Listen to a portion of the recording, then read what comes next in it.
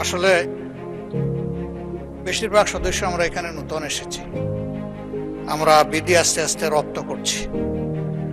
বিধি মোতাবেক এই সংসদ চলবে, এটা আমরা সকলেই সহযোগিতা করা উচিত। স্পিকারের চেয়ার থেকে বারবার এই অনুরোধ আমাদেরকে জানানো হয়েছে, আমরা এটাকে রেসপেক্ট করি। এই বিলটা কোনো সময়ের সীমার মধ্যে বন্দী নয়, সময়ের কোনো বাধ্যবাধকতা নেই।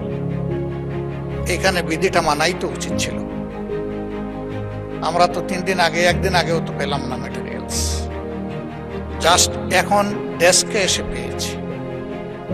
আমি অনুরোধ করব, আমাদের এই অধিকার খর্ব করবেন না। আমাদের এই অধিকার আপনার মাধ্যমে সংরক্ষণ হোক। এই বিল দুটোই স্থগিত করেন, যে দুইটার কাগজ আজকেই সরবরাহ করা হয়েছে। আমি আবারও বলছি, এটা সময়ের মধ্যে সীমাবদ্ধ নয়। আরো অনেক বিল এই সংসদে আসবে, এটাই স্বাভাবিক। বিল আসবে, আইন সংশোধন হবে, আমরা এগিয়ে যেতে হলে এগুলো লাগবে। কিন্তু যেখানে যেটা প্রযোজ্য সেটা হওয়া উচিত। যেহেতু এর কোনো সময়সীমা নেই, এই জন্য এটা পরবর্তী অধিবেশনে আনা যেতে পারে।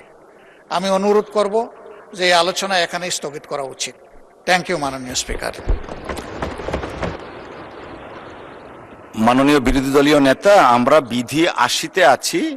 বিধি 80 অনুযায়ী বিলটা আমাদের গতকালকে রিপোর্টটা দেয়া হয়েছে মাইলর।